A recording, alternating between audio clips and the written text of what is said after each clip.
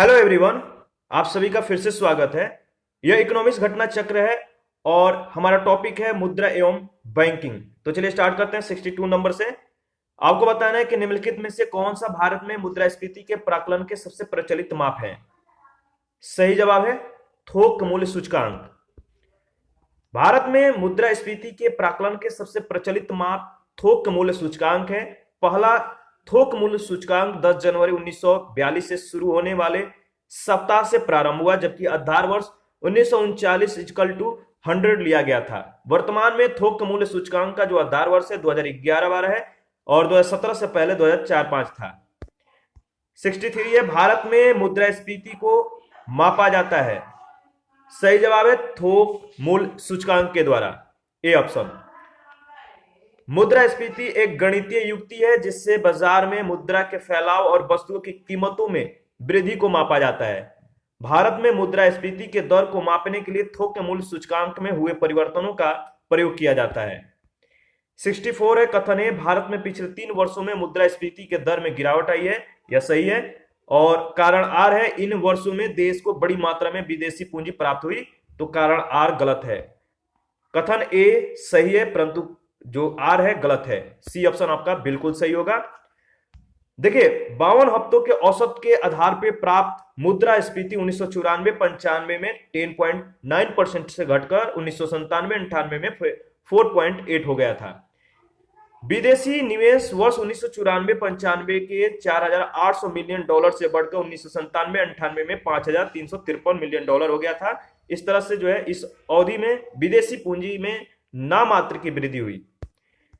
65 है 1991 के कैलेंडर के दौरान भारत में मुद्रास्फीति की वार्षिक दर थोक मूल्य सूचकांक के मासिक औसत के आधार पर थी 12.7%।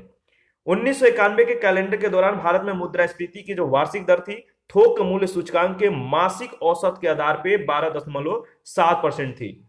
आर्थिक समीक्षा 2020-21 के अनुसार 2020-21 में औसत WPI तथा CPI मुद्रास्फीति जो है -0.1% और 6.6% रही है। 2019-20 के लिए ये दोनों जो है 1.7% और 4.8%, यानी जो WPI है 1.7% और CPI जो है 4.8% रहे। 66 है निम्नलिखित में से कौन सा एक कथन अस्फीति का उपयुक्त वर्णन करता है। देखिए अस्फीति का जो उपयुक्त इसमें जो वर्णन करता है वह यह माल और सेवाओं के सामान्य कीमत स्तर में आई सतत गिरावट से, यानी सी ऑप्शन आपका सही जवाब है।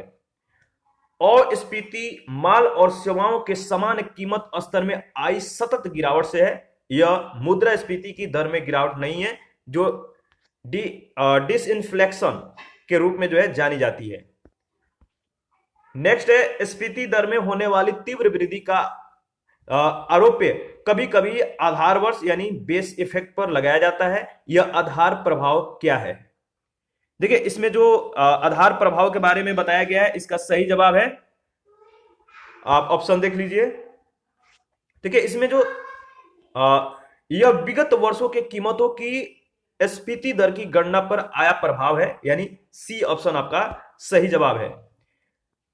पहले के आंकड़ों का वर्तमान आंकड़ों की गणना पे पड़ने वाला प्रभाव जो होता है बेस इफेक्ट कहलाता है, यानी आधार प्रभाव कहलाता है। स्फीति दर में वृद्धि के संदर्भ में विगत वर्ष के कीमतों का वर्तमान स्फीति दर की गणना पर आया प्रभाव ही आधार प्रभाव है। अगर दूसरे शब्दों में बात करें तो गत वर्ष स्फीति अत्यंत न्यूनतम स्तर पे हो और इस वर्ष मूल्य सूचकांक में थोड़ी सी वृद्धि भी स्फीति दर को गत वर्ष के तुलना में काफी बड़ा दिखाएगी। 68 है निम्नलिखित में से किस एक का अपने प्रभाव में सर्वाधिक स्फीतिकारी होने की जो है संभावना है। तो सही जवाब है बजट घाटे के वित्तीयन के लिए नई मुद्रा का सृजन, डी ऑप्शन।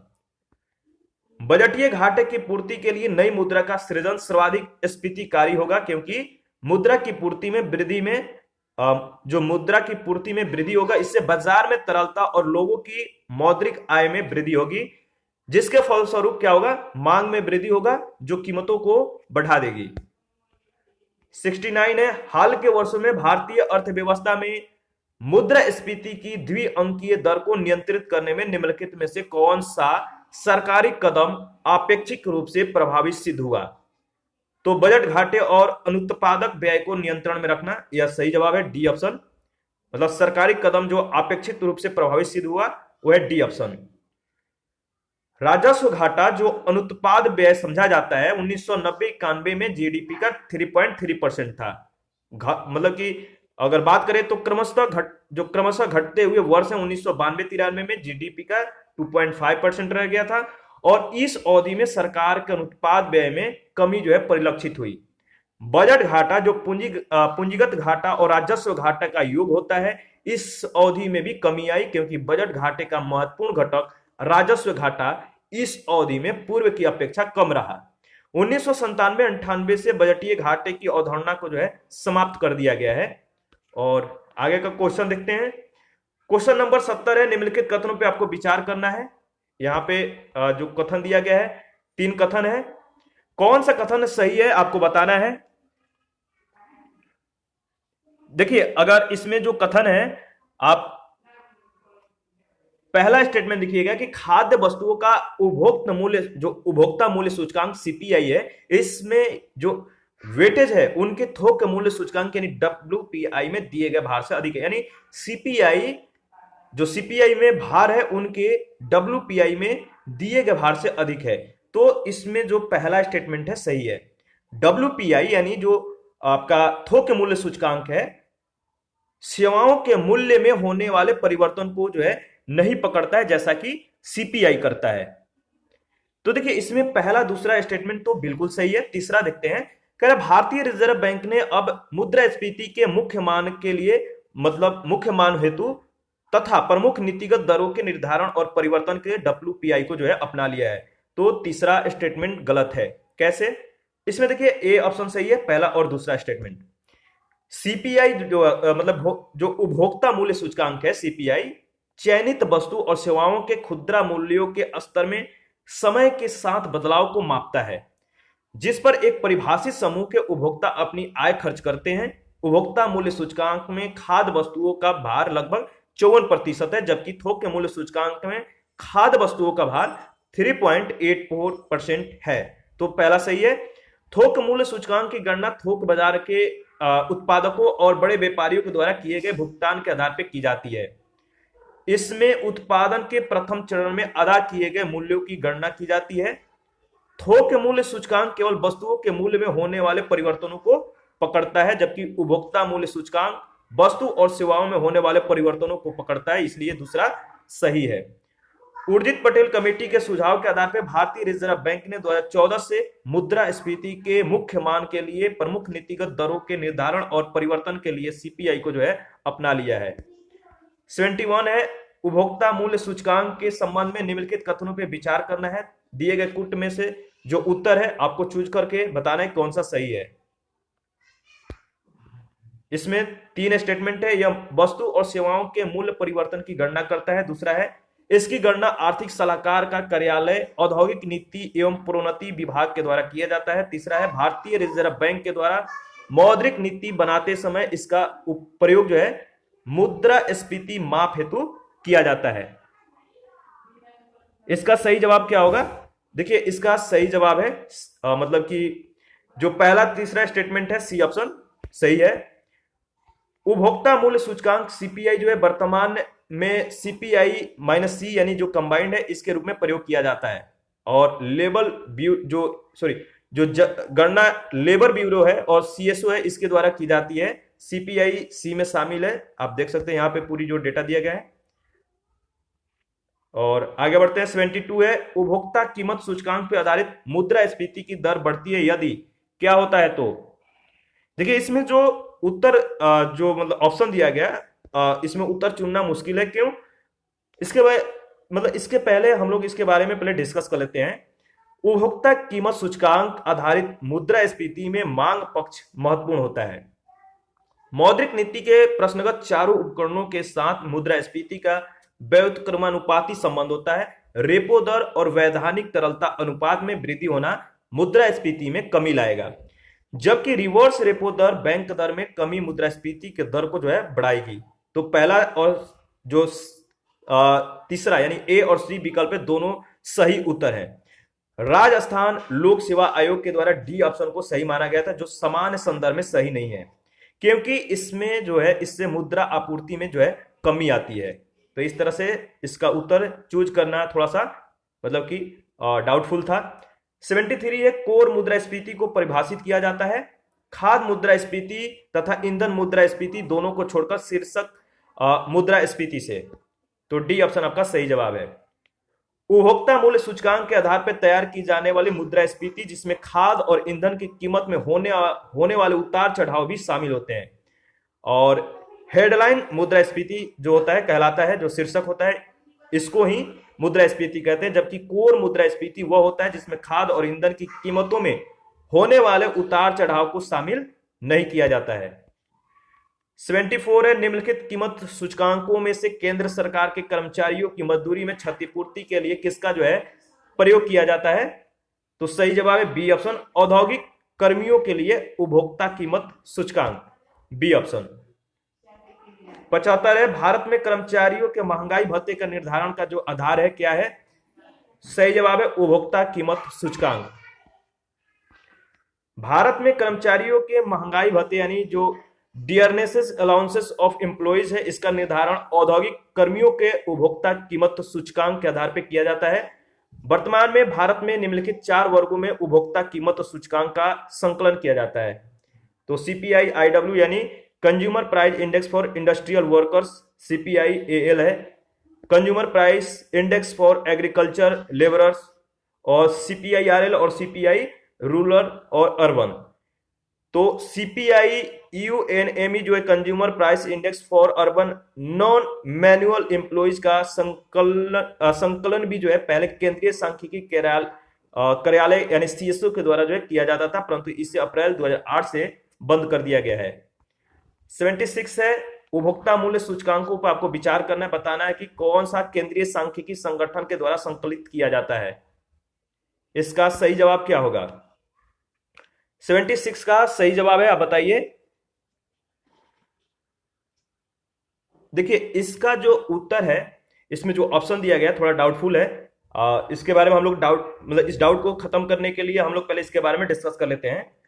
औद्योगिक श्रमिक होते हैं, जो औद्योगिक एम्प्लॉइज होते हैं, इंडस्ट्रियल एम्प्लॉय जो होते हैं, औद्योगिक श्रमिकों के लिए उपभोक्ता मूल्य सूचकांक सीपीआई आईडब्ल्यू जो है कृषि श्रमिकों के लिए उपभोक्ता मूल्य सूचकांक तथा ग्रामीण श्रमिकों के लिए उपभोक्ता मूल्य सूचकांक श्रम रोजगार मंत्रालय के अधीन कार्य करने वाले श्रम ब्यूरो के द्वारा संकलित किया जाता है। शहरी गैर श्रम कर्मचारियों के लिए उपभोक्ता मूल्य सूचकांक पहले केंद्रीय सांख्यिकी संगठन के द्वारा संकलित किया जाता था, लेकिन यह जो है 2008 से जो है अप्रैल 2008 से बंद कर दिया गया है।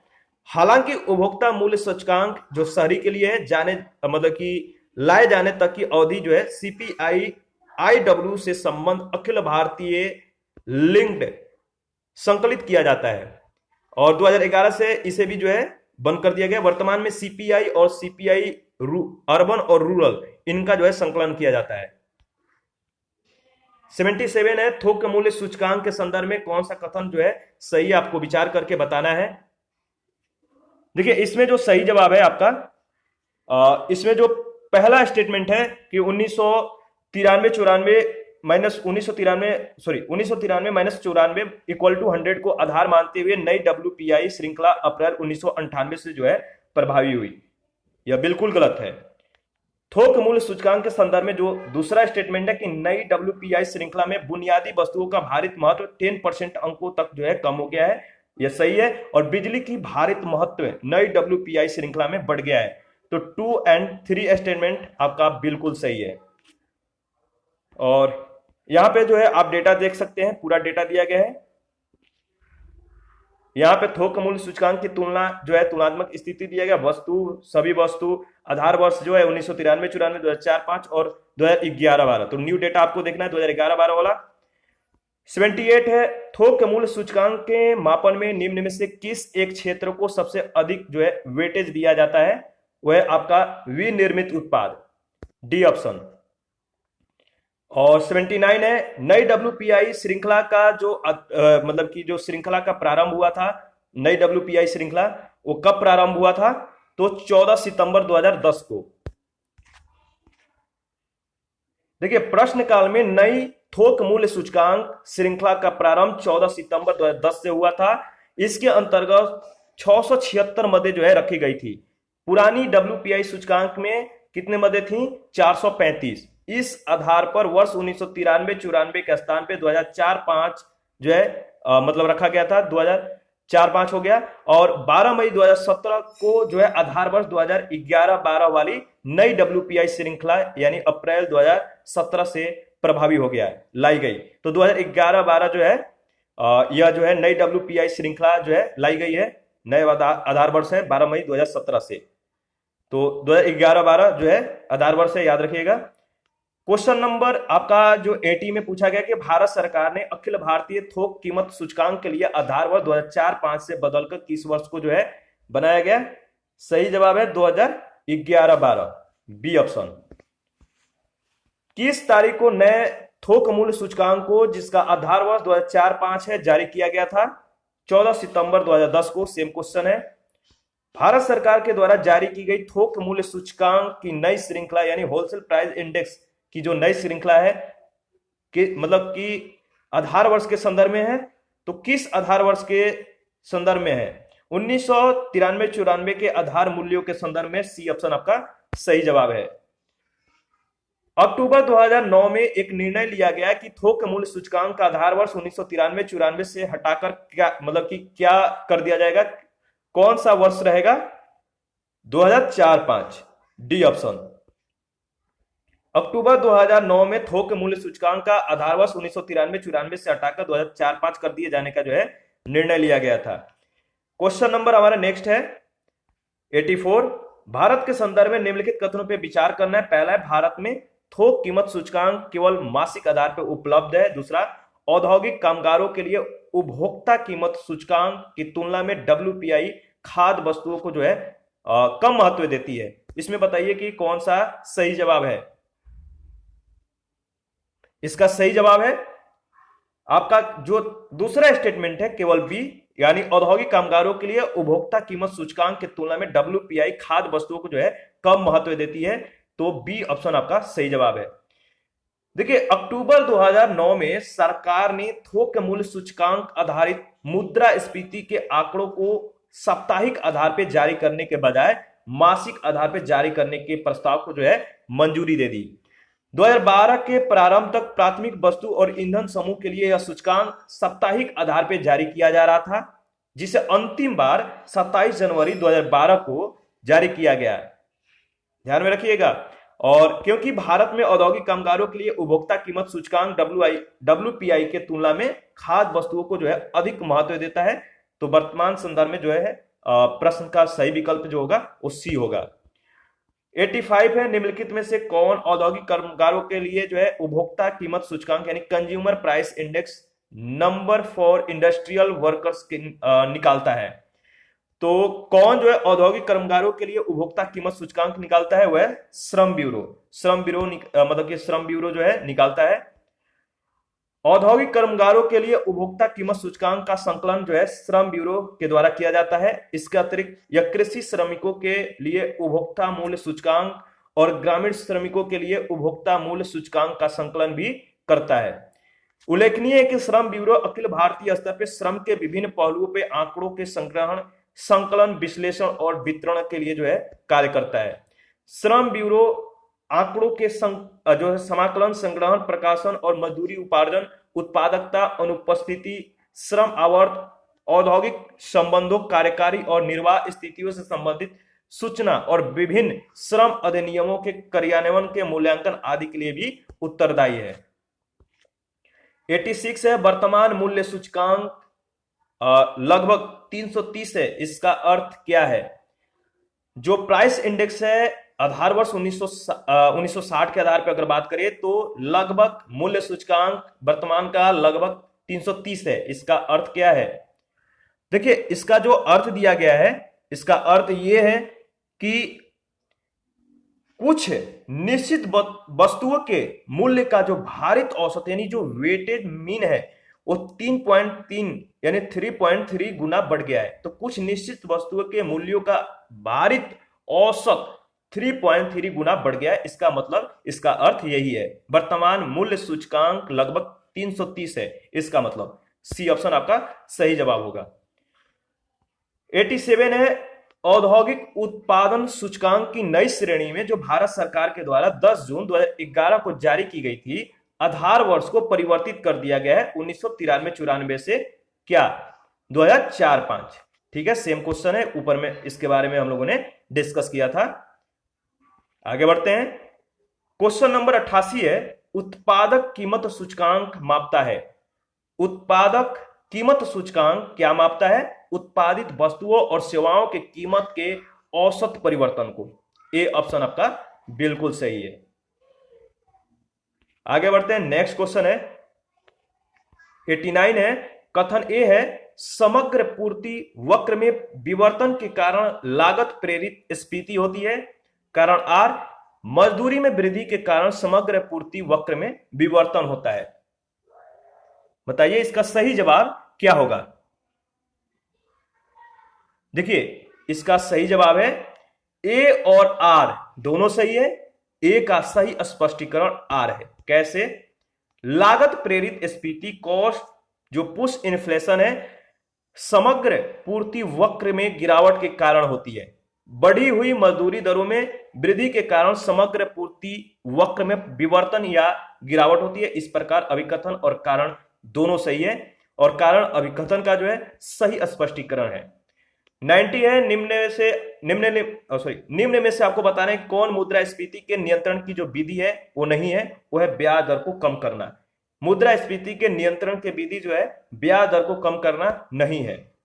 बाकी सी ऑप्शन को छोड़कर शेष तीनों जो दिए गए हैं मुद्रास्फीति के नियंत्रण में सहायक है। ब्याज दर को कम करने का जो परिणाम होगा तरलता और उपभोग में वृद्धि के रूप में होगा जो मुद्रास्फीति को और बढ़ाएगा।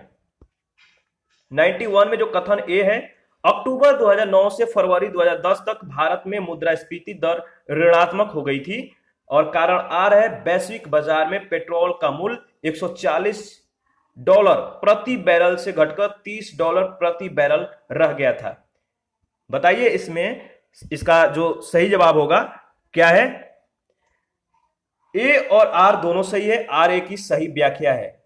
2009 से फरवरी 2010 तक भारत में मुद्रास्फीति दर ऋणात्मक हो गई थी और वैश्विक बाजार में पेट्रोल का जो कीमत था 140 मतलब कि डॉलर प्रति बैरल से घटकर $30 प्रति बैरल रह गया था। क्वेश्चन नंबर 92 है भारत में मुद्रास्फीति के संदर्भ में निम्नलिखित कथनों में से कौन सा कथन जो है सही है? देखिए इसका जो सही जवाब है भारत में मुद्रास्फीति के संदर्भ में घटा हुआ मुद्रा परिचलन यानी जो मनी सर्कुलेशन होता है, घटा हुआ मुद्रा परिचलन मुद्रास्फीति के नियंत्रण में सहायता करता है। सी ऑप्शन आपका बिल्कुल सही है। मुद्रास्फीति का मतलब कह सकते हैं मुद्रास्फीति का मतलब होता है मुद्रा का प्रसार जब अर्थव्यवस्था में ज्यादा हो जाता है तो मुद्रास्फीति की स्थिति जो है उत्पन्न हो जाती है। मुद्रास्फीति मतलब मुद्रा का प्रसार जब अर्थव्यवस्था में ज्यादा हो जाता है तो मुद्रास्फीति की स्थिति जो है उत्पन्न होती है और इस स्थिति में वस्तुओं के मूल्य बढ़ जाते हैं, मुद्रा का मूल्य गिर जाता है। मुद्रास्फीति की स्थिति में रिजर्व बैंक के द्वारा अपनी मौद्रिक नीति के तहत बैंक दर, रेपो दर, रिवर्स रेपो दर आदि में बढ़ोतरी हो जाती है जिससे मुद्रा के प्रसार में कमी लाई जा सके। घटता हुआ मुद्रा परिचलन मुद्रास्फीति के नियंत्रण में सहायक होता है। नेक्स्ट क्वेश्चन है गुल्लक बचा बैंक कहां है? तो गुल्लक बचा बैंक पटना में है। पटना में स्थित बिहार बाल भवन किलकारी द्वारा बच्चों में बचत की शिक्षा के उद्देश्य से वर्ष 2009 में बचा गुल्लक बैंक बिहार बाल भवन पटना में जो है की गई थी। 94 है 2012 में भारत में शहरी सहकारी बैंकों की संख्या कितनी है? तो देखिए जो ऑप्शन दिया गया डाउटफुल है। शहरी सहकारी बैंक क्षेत्र वर्ष 2005 के बाद से मजबूती से उभरा जब रिजर्व बैंक ने इस क्षेत्र के पुनरुद्धार के लिए एक विजन दस्तावेज की संकल्पना की। इस दस्तावेज के माध्यम से रिजर्व बैंक ने व्यवहार शहरी सहकारी बैंकों के विलय या समामेलन यानी मर्जर कह सकते हैं और अलाभकारी शहरी सहकारी बैंकों की निकासी के उद्देश्य से एक बहुपरतीय विनियामक और पर्यवेक्षी दृष्टिकोण निर्धारित किया। समेकन की इस प्रक्रिया के कारण शहरी सहकारी जो बैंक थी इनकी संख्या में निरंतर कमी आई और इस प्रवृत्ति के जारी रहने के कारण मर्चांत 2012 में शहरी सहकारी बैंकों की कुल संख्या मर्चांत 2011 में जो है 1645 के तुलना में 1618 रह गई। दिए गए विकल्प में से कोई भी विकल्प प्रश्न के सही उत्तर से मेल नहीं खाता है। 2012 के स्थान पे जो है प्रश्न में जो है मार्च 2012 के स्थान पे मार्च 2011 होता, तो सी ऑप्शन इस तरह से आपका सही जवाब है। तो देखिए 2021 तक के आंकड़ों के अनुसार भारत में शहरी सहकारी बैंकों की संख्या 1534 है, जिसमें 53 अनुसूचित और 1481 गैर अनुसूचित जो है शामिल है। 95 है निम्नलिखित में से कौन सा बैंक मुख्यतः लघु उद्योग के संबंध में कार्य करता है? वो है SIDBI। लघु उद्योग के संबंध में कार्य करने वाला बैंक मुख्यतः सिडबी जिसे बोलते हैं SIDBI small industry development bank of India. इसका स्थापना वर्ष 1990 है। 96 है भारतीय लघु विकास बैंक का मुख्यालय कहां स्थित है? तो लखनऊ में। आगे बढ़ते हैं नेक्स्ट 97 है सिडबी, इसकी स्थापना की गई थी लघु स्तरीय उद्यमों को वित्त प्रदान करने के लिए। बी ऑप्शन सेम क्वेश्चन है। और आगे बढ़ते हैं, देखिए सिडबी यानी भारतीय लघु उद्योग विकास बैंक का स्थापना जो है 2 अप्रैल 1990 को किया गया था। देश में लघु उद्योगों की प्रोन्नति, वित्त व्यवस्था और विकास के लिए जो है प्रधान वित्तीय संस्थान है। 98 है भारत में सार्वजनिक क्षेत्र के बैंकों का हाल ही में किए गए एकीकरण का अनेक लाभ लक्षित हैं। इसमें 4 जो है लाभ दिया गया है। इस क्वेश्चन का जो सही जवाब है आपको बताना है। देखिए इसका जो सही जवाब है, पहला जो पैमाने की मित व्ययिता है, पूंजी का आसान पहुंच है, व्यापक भौगोलिक क्षेत्र का विस्तार है, विश्व स्तरीय आकार के बैंक है। डी ऑप्शन आपका बिल्कुल सही है, यानी कहने का मतलब सभी सही है। अर्थव्यवस्था में गति देने के उद्देश्य से वित्त मंत्री निर्मला सीतारमण के द्वारा की गई घोषणा के अनुसार सार्वजनिक क्षेत्र के 10 बैंकों का विलय 4 बैंकों में कर दिया गया। इस विलय के पश्चात देश में सार्वजनिक क्षेत्र के बैंकों की संख्या भारतीय स्टेट बैंक सहित 12 रह गई है। आमतौर पर बैंकों का आपस में विलय करने के लिए जो निम्नलिखित उद्देश्य हैं, पहला है पैमाने की मित व्ययिता, पूंजी तक आसान पहुंच, व्यापक भौगोलिक विस्तार, विश्व स्तरीय आकार के बैंक और बाजार हिस्सेदारी बढ़ाना आदि जो है हो सकते हैं। 99 है वर्तमान में स्टेट बैंक ऑफ इंडिया को छोड़कर भारत में सार्वजनिक क्षेत्र के कितने बैंक हैं? तो सी ऑप्शन है 20। देखिए प्रश्नकाल यानी 2011 में पूछा गया है, तो स्टेट बैंक ऑफ इंडिया को छोड़कर भारत में सार्वजनिक क्षेत्र के बैंक 20 थे। IDBI जो है बैंक सार्वजनिक क्षेत्र का तो बैंक था किंतु राष्ट्रीयकृत नहीं था। स्टेट बैंक समूह को छोड़कर भारत में राष्ट्रीयकृत बैंकों की संख्या 19 थी।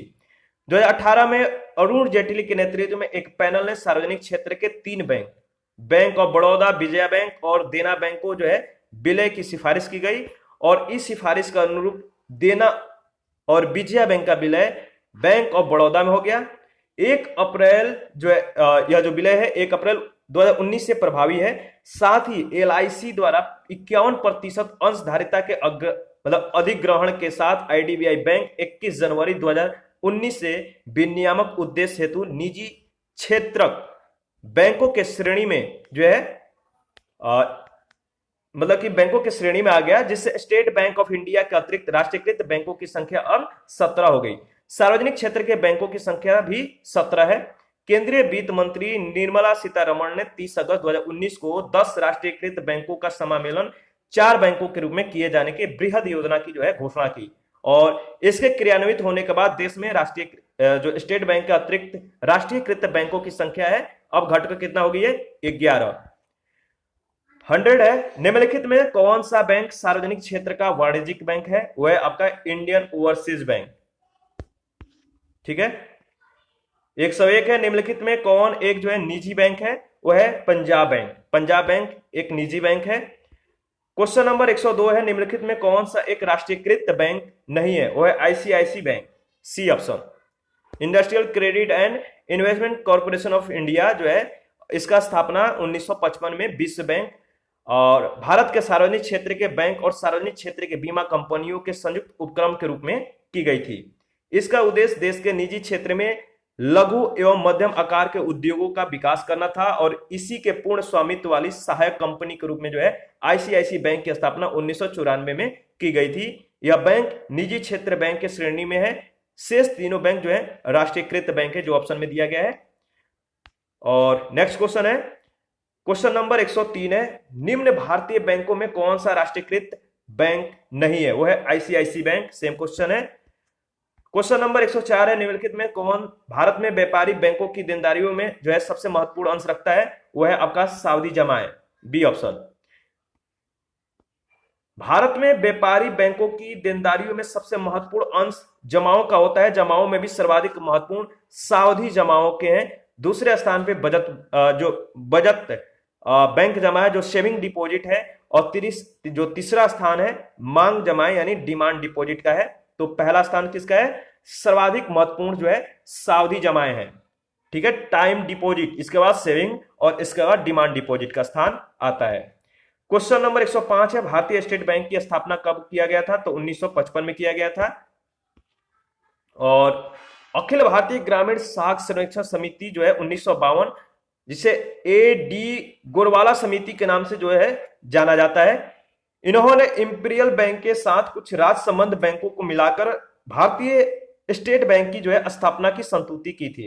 1 जुलाई 1955 को इंपीरियल बैंक के सभी संपत्तियों तथा देनदारियों का अधिग्रहण करके भारतीय स्टेट बैंक ने कार्य करना शुरू किया। यह देश का सबसे बड़ा राष्ट्रीयकृत वाणिज्यिक बैंक है।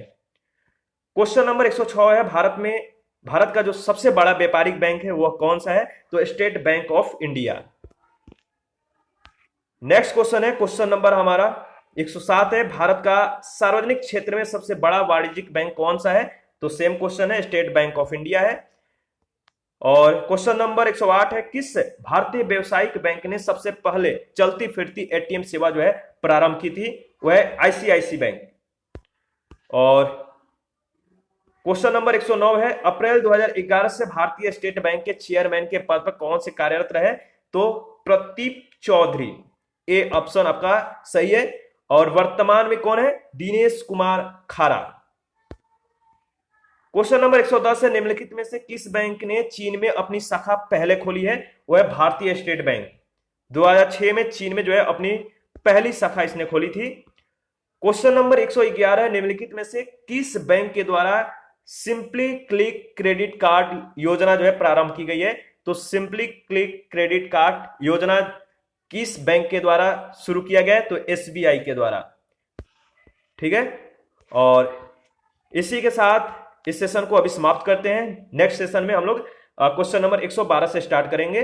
Thank you. आप अपना प्रतिक्रिया जरूर दीजिएगा। कोई डाउट हो तो आप हमें कमेंट कर सकते हैं।